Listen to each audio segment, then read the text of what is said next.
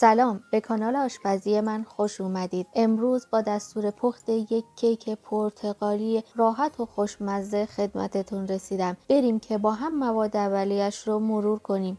آرد 300 گرم، تخم مرغ 3 عدد، شکر 200 گرم، روغن مایع 1 پیمانه، بیکینگ پودر 1 قاشق چایخوری، نمک 1 پنس، وانیل 1/2 قاشق چایخوری، پرتقال 3 عدد متوسط.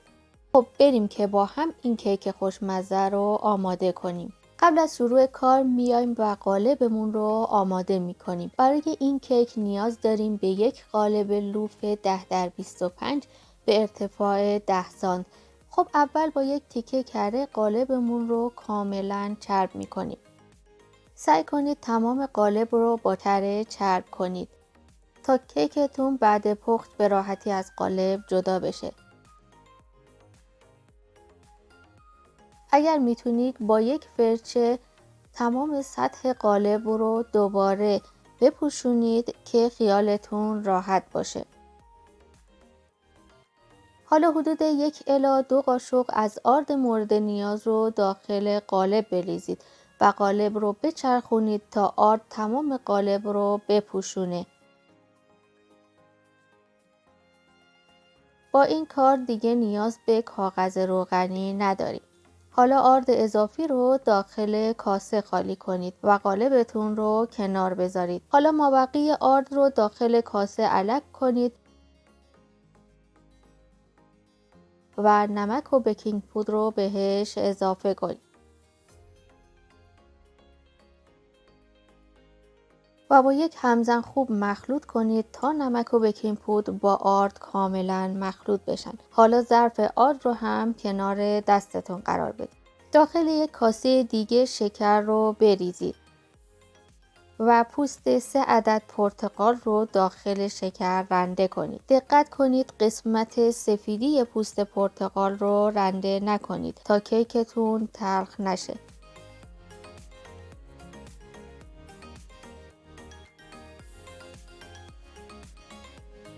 حالا وانیل رو هم اضافه کنید. در مرحله بعد یک مقدار شکر و رنده پوست پرتقال رو با دستتون مخلوط کنید.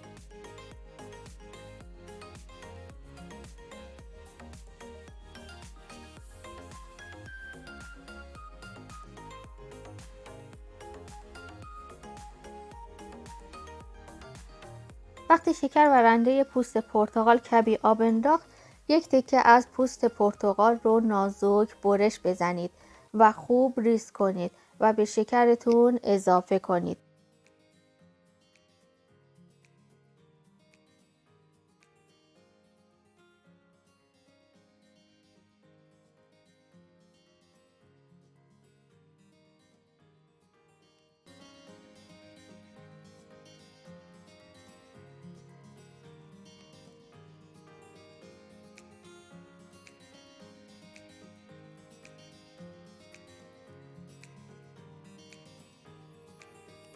و دوباره مواد رو خوب با هم مخلوط کنید تا کمی آب بندازه و عطر پرتقال در بیاد.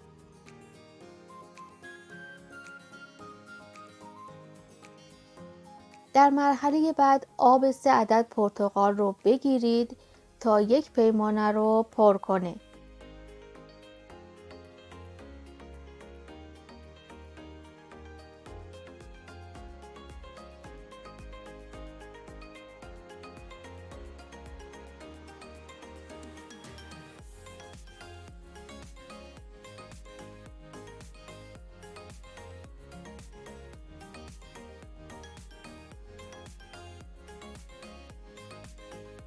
حالا روغن مایع رو به شکر اضافه کنید و 1 پیمانه آب پرتقال رو هم داخل اون بریزید.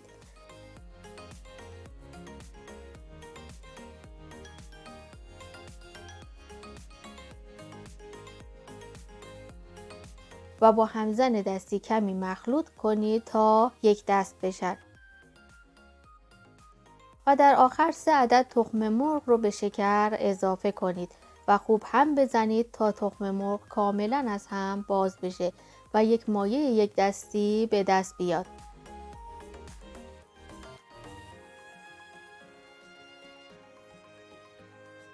حالا مایه به دست اومده رو به مخلوط آرد اضافه کنید و با یک همزن دستی خوب مخلوط کنید تا آرد کاملا از هم باز بشه.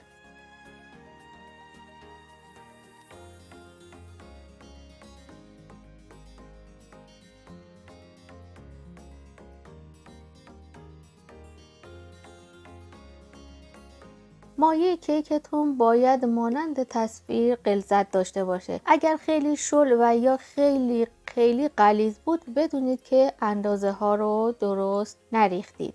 تو این قسمت میایم و مایه کیک رو داخل قالب میریزیم.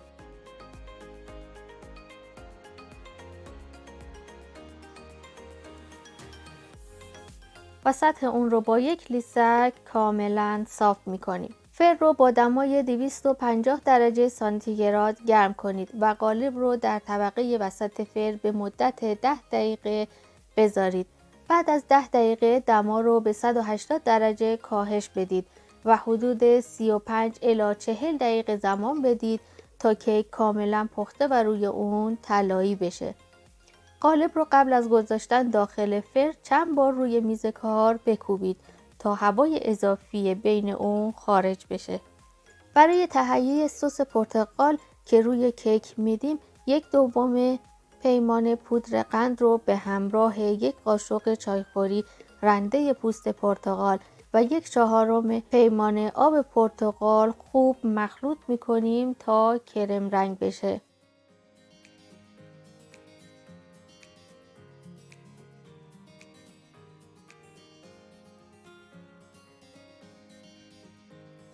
سس آماده شده رو کنار دستمون قرار میدیم. این هم از کیک ما که کاملا پف کرده و روی اون ترک خورده.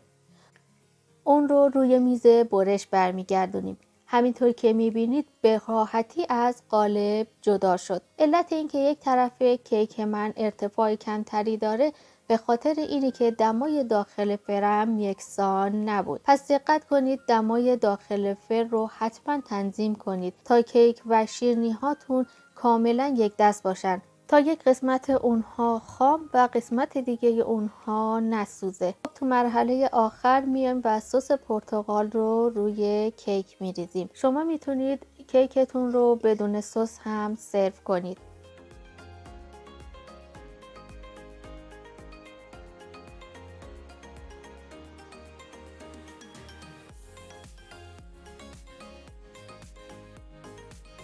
حالا کیکمون رو به اندازه های دلخواه برش میزنیم.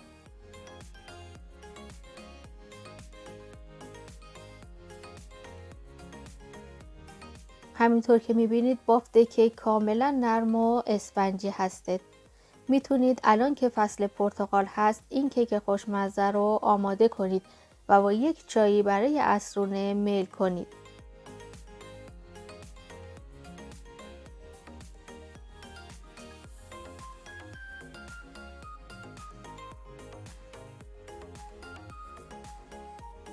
ممنون که تا انتهای ویدیو همراه من بودین. اگر از ویدیو خوشتون اومده اون رو لایک کنید، کانال من رو سابسکرایب کنید و زنگوله کنار اون رو بزنید که اگر ویدیوی جدید گذاشتم از اون باخبر بشید. تا آموزش بعدی، خدا نگهدار.